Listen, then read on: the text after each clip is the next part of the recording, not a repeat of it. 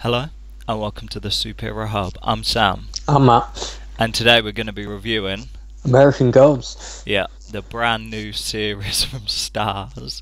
This episode is called The Bone Orchard, the season premiere. Um, to be completely honest, my thoughts of it was, I mean, the opening kind of credits scene with all the names and stuff like that, that was pretty jazzy. I like that. And then it kind of tells the story of like a bunch of what look to be Vikings on a boat, and then But they go to this new land. I didn't get it at all. I presume the new land's America. I honestly, I don't know. It just some random thing, and then they end up there, and then they like walk towards like the jungle, and then one guy gets mullered by arrows, and I mean literally like head to toe covered in arrows, about 100 of them. I thought that was sick. And then they decide, look, nothing's happening here. We're gonna have to leave and go back, but there's no wind, so they start praying, and that doesn't work. Then they build a little statue, and that doesn't work. And then they decide, oh, because our god's a war god, we have to split up into two teams and kill each other. Yeah, that's only after they blinded each other in one eye, though, right? Oh, that was yeah. They're kind of hot knife blind in one eye for some random reason. So it was very deity based, that kind of first scene. So then, I mean, the blood kind of annoyed me. The blood just weren't the right colour. I think it was a bit too bright, and that's what kind of put me off. That annoyed me. But I mean, the fighting was good. I mean, they were slashing each other in half and down the middle and stuff like that. That kind of looked cool. Mhm. Yeah. So then it kind of pans. They kind of end up going back, never talking about it again. And I guess like however many years later, we kind of flash forward, and it's like Calvin from Hollyoaks was who's the star of this show. I mean, English fans will know he was in Hollyoaks. I mean, he was in the 100 as well, but I think he died like last season, so obviously he's gone from there to doing this show now. And he's in prison. He was kind of put in prison for 6 years for aggravated assault. I mean, I liked his cellmate, I guess. He was kind of whimsical and weird. He was pretty cool, but I don't know how much we'll actually see of him through the kind of whole season, whether he was just put in there as like a prison mate or whatever. I assume he'll get out. He seems to have a bit too much attention. Whether he gets out, we're gonna have more flashbacks of Shadow. Is that his name? Shadow. Shadow Shadow in Moon. prison. Yeah, right. In prison with him. I assume we'll see him again at some point. Yeah. So it, I mean, he in prison. He kind of, I don't know. He talks about these storms and stuff like that, and then he kind of sees random stuff. And when he dreams, he's walking through like a forest, and there's all like skeletons underneath him or whatever. And then like the trees reach out and scratch his face. And like while he's like in bed, like the roof cracks open and he sees his wife or whatever like going to sleep, and then he's called to the office, well, to go and see the warden. It's all very kind of, oh, what's going on here? And it turns out that because it's just about to be released in 5 days, is about to be released, and is all excited, blah blah blah. So then he gets called to the warden's office, and it turns out like the night before, or the early morning or whatever, his wife died in a car crash. Right, because he was told he was on the phone with his wife, and she said she was arranging a surprise party for him and his friend, right? Yeah. The same friend who died in the crash. Yeah, well, you don't really find that out till later, because I mean, right, he gets released and is like gonna go to the funeral, and I was thinking, well, initially I got confused. I was thinking like funeral. I swear it only happened like a day ago or whatever, but it turns out it took him like ages to get back to his hometown. So he's kind of, he's in the airport and is trying to book a flight, and it's like, oh, you can't change the dates, because obviously he'd got tickets to like 5 days before, and I was under the impression he was like broke, and then is pulling out cards and stuff like that. I mean, and then he bumps into Ian McShane. I mean, that's his name. Like, you'd know the actor for. He was in Game Deadwood. of Thrones quite recently. Deadwood as well. The Nespresso adverts. What else? So yeah, he's kind of grifting, I guess. Like working the hustle at the desk, and he kind of acting all like weird, and he gets his ticket sorted out. So then he gets on the plane, and then there's no space. Like some woman's took his space, and they're kind of, instead of getting a woman out of the seat and having him sit down, they're just like, oh, okay then, just go into first class. Yeah, well, I think the problem was they had duplicate tickets. They both had the same ticket, so it's like I couldn't just bump her up the seat because she had a ticket as well. So he gets bumped up to first class, Nice. which I assume is all the machination of Wednesday. Oh yeah, obviously. Um, So yeah, it kind of has a cool conversation with him. He's kind of sitting there, and he offers him a job, and he kind of starts like, I don't think Shadow or whatever is Shadow Moon kind of clocks, but he's Wednesday's obviously going on about a lot of stuff, and I'm thinking, right, obviously, how does he know this? And it's like Shadow Moon don't really bring it up till really later on. So then they kind of, he sleeps through the whole flight, is kind of waylaid, and they offer him like, oh, you can hop on this flight in like a couple of hours and you'll be there by 6 or whatever. So he decides to rent a car even though he's broke. I don't think he is broke, is he? Well, he implied he was. I was just really confused. I figure, right, it's just out of prison. Oh yeah, because he didn't have any money when he got to the bar. I suppose he is broke, yeah. Yeah, or he Okay. just about had enough. So he ends up.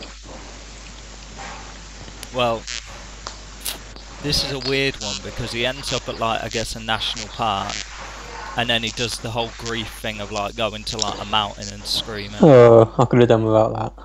Yeah, it was a poor like anyway, it sounded like Yeah, really. it was a cool looking shot, but the whole screaming thing was overdone. Yeah, so I mean, he did that, and then like the weirdest thing for me was it pans up into the sky and it goes somewhere in America, and it pans down and you see the Hollywood sign, and I was just like, oh, so Los Angeles then. I was like, why did they make like somewhere in America? Just put Los Angeles like however long later. And it had like, I thought it was like the warden, but I guess not, because I thought the guy was like the warden that he went and saw earlier, but he goes into like a bar or whatever, and his meets a woman who has been set up with on a date on the old internet dating. So this is like a big Yeah, good luck explaining this one.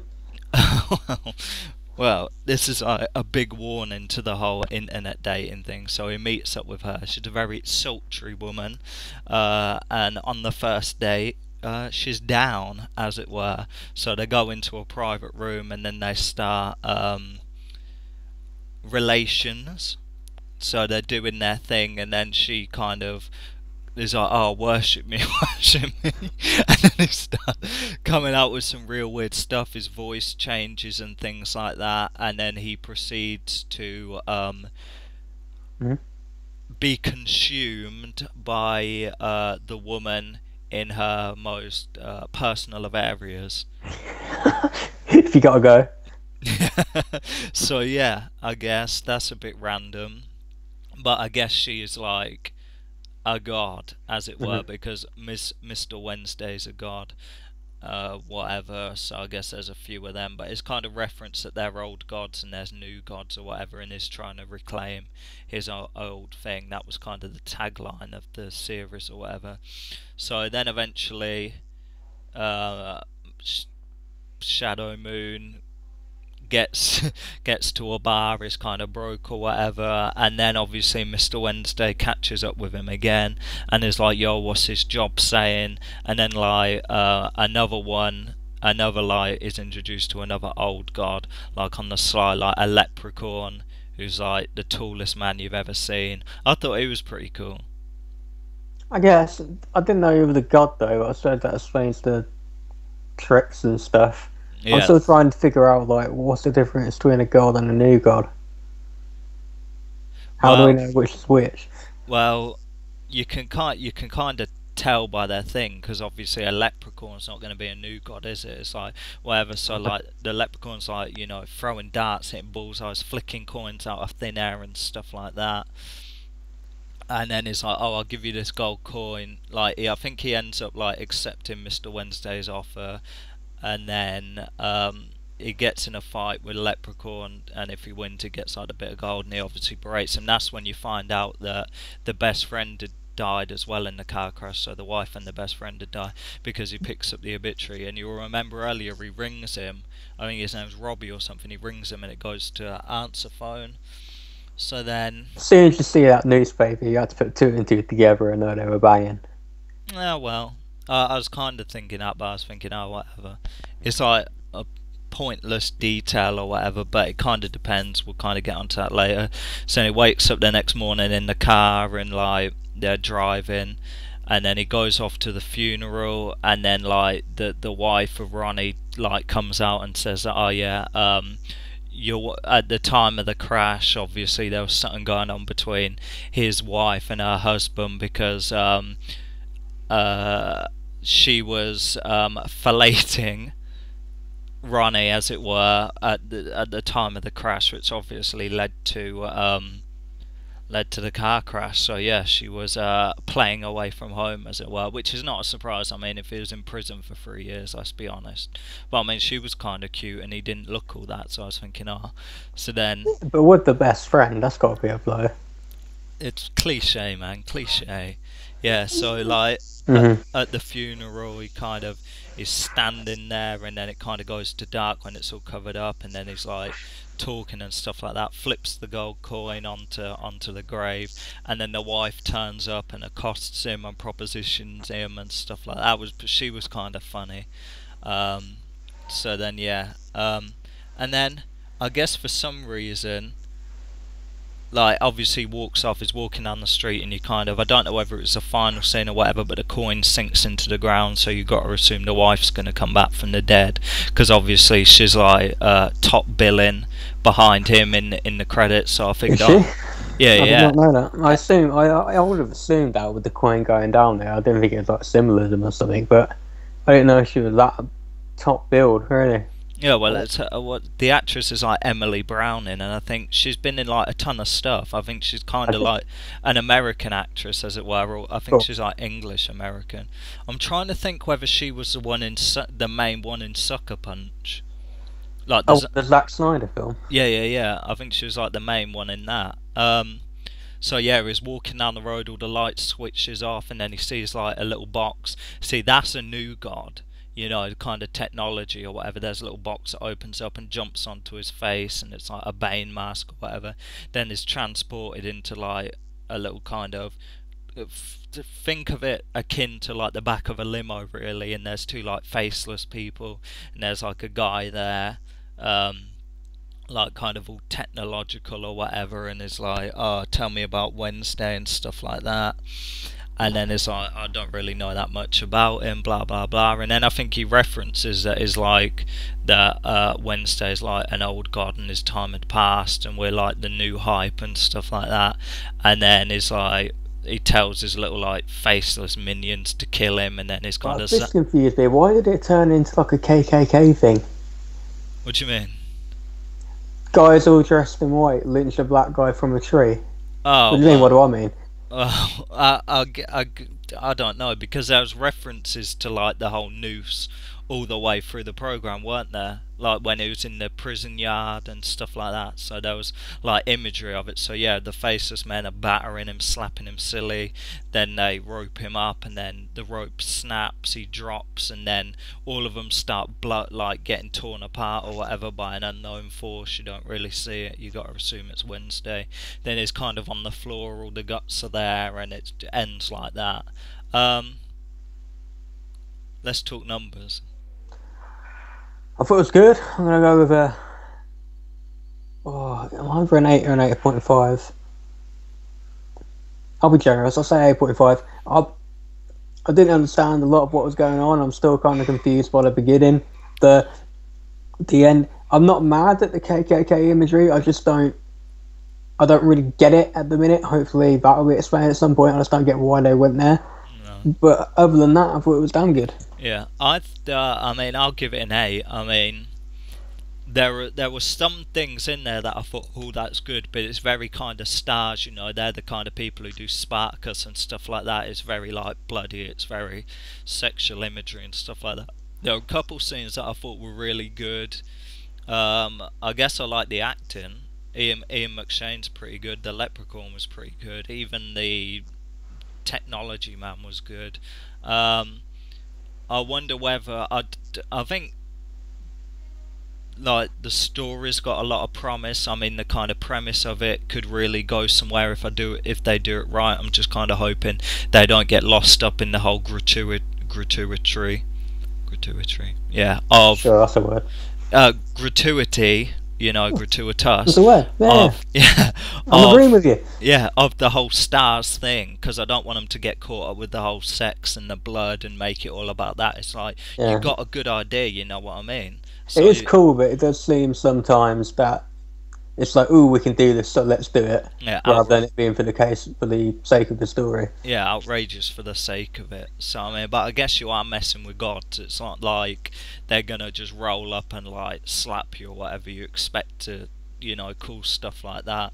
I'd say make the blood a little darker. It looks too light to me, you know what I mean? And that really puts me off. I don't know what it is, but it puts me off. It kind of looks like jam, and you know what I mean. Looks a bit too thick. So yeah, I mean, it could really go somewhere. It wasn't. I mean, it gripped my attention. I'm excited for the second episode, but I'm just hoping they don't like shoot themselves in the foot, so to speak.